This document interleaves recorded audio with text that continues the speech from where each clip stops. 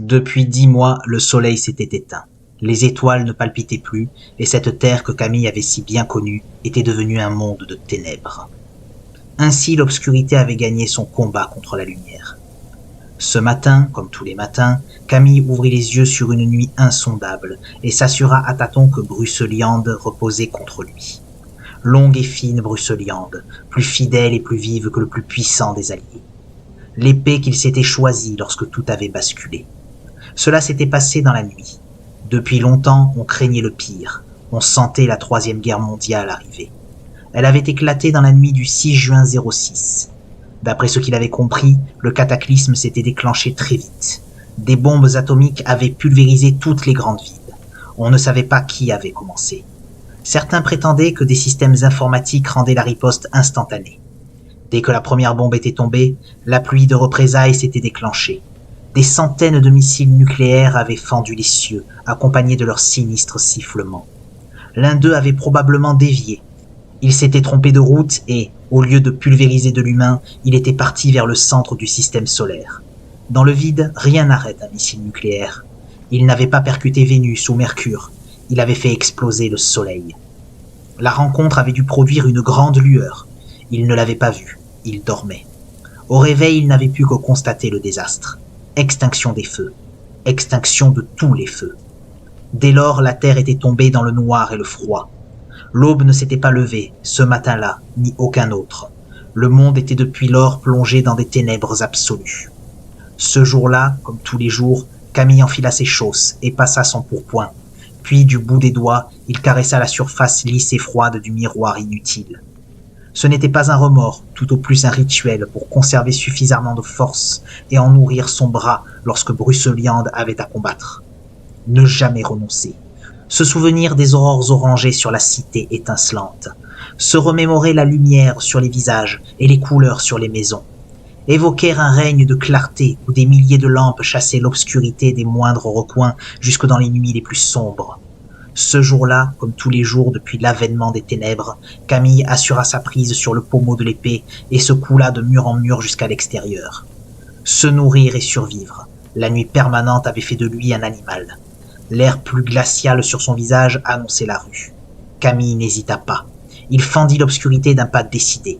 À elle seule, cette fermeté tenait bien des marauds en respect. Un bruit. Camille redressa Bruseliande et se campa sur ses deux jambes. L'adversaire pouvait paraître, il serait reçu. Le noir avait entraîné des mutations dans la ville. Des êtres sortis d'on ne sait où avaient surgi, adaptés à l'obscurité comme les monstres des abysses sont adaptés à la profondeur et la noirceur des fonds marins.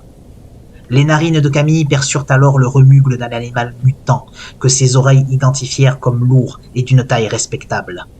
Les ténèbres avaient attiré ces monstres de toutes sortes qui pullulaient dans la vieille ville. Ils se nourrissaient d'immondices et se signalaient par une puanteur insupportable.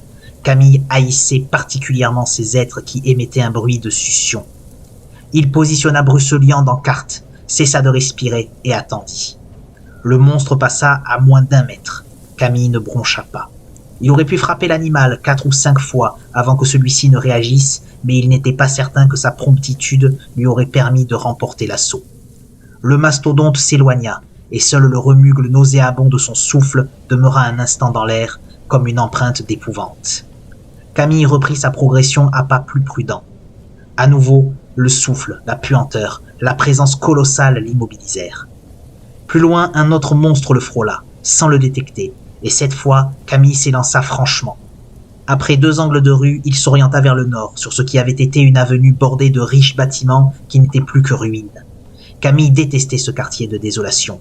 Il accéléra encore l'allure, et cela faillit lui coûter la vie. Comme une flèche, un petit monstre silencieux, un oiseau mutin aveugle, lui effleura la joue, lui infligeant une estafilade qui saigna. Bruseliande fendit l'air par réflexe, mais l'animal s'enfuit en couinant.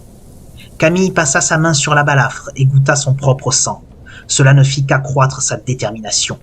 Il serra son sac plus près de lui et repartit de l'avant, tête baissée mais l'épée haute. Bruseliande lui ouvrit la route vers le nord de la cité désolée.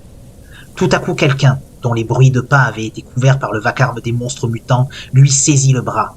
Camille pivota instantanément et balaya l'air avec Bruseliande, faisant tournoyer l'épée et l'abattant plusieurs fois sur le malandrin.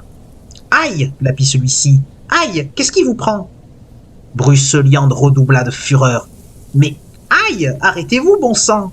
Un autre maraud surgit alors. Il ceintura Camille par derrière et, avec une force surhumaine, le souleva du sol. C'en était trop pour Bruseliande. Camille sentit la lame de l'épée vibrer d'une fureur irrépressible et emporter son bras.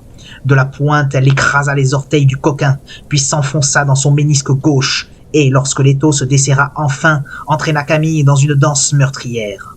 Bruseliande fouetta le colosse au visage, et d'estoc s'enfonça dans ses chairs, au ventre et à l'aine. Le premier brigand déguerpissait déjà en hurlant, le second évita de justesse un coup mortel et s'enfuit à son tour en râlant.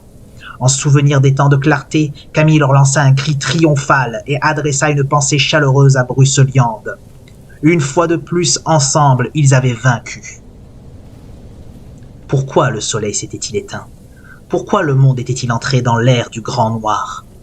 Quand soudain des bras, surgissant de partout, agrippèrent Camille et l'emportèrent, il se retrouva quelques minutes plus tard face à un humain qui dégageait une drôle d'odeur d'éther. « Pourquoi agressez-vous les gens qui cherchent à vous venir en aide ?» demanda une voix forte. « Je me défends, c'est tout, » déclara Camille. « Et toi, qui es-tu pour oser me défier ?» Vous avez, à ce qu'il paraît, déjà failli être écrasé par un camion-benne de ramassage d'ordures, sans parler des motos et des voitures. Et quand quelqu'un veut vous aider à traverser une rue, vous le frappez aussitôt de votre canne blanche. Quelle canne blanche? Celle que l'assistance publique vous a offerte. Bruseliande est un don des dieux, je l'ai reçu durant mon sommeil. Maintenant, il est urgent de vous rendre à l'évidence. Vous ne pouvez continuer ainsi. Il n'y a pas eu de troisième guerre mondiale. Il n'y a pas de monde en décrépitude, plongé dans les ténèbres. Un silence. Ce n'est pas le monde qui s'est éteint, c'est votre capacité à percevoir la lumière.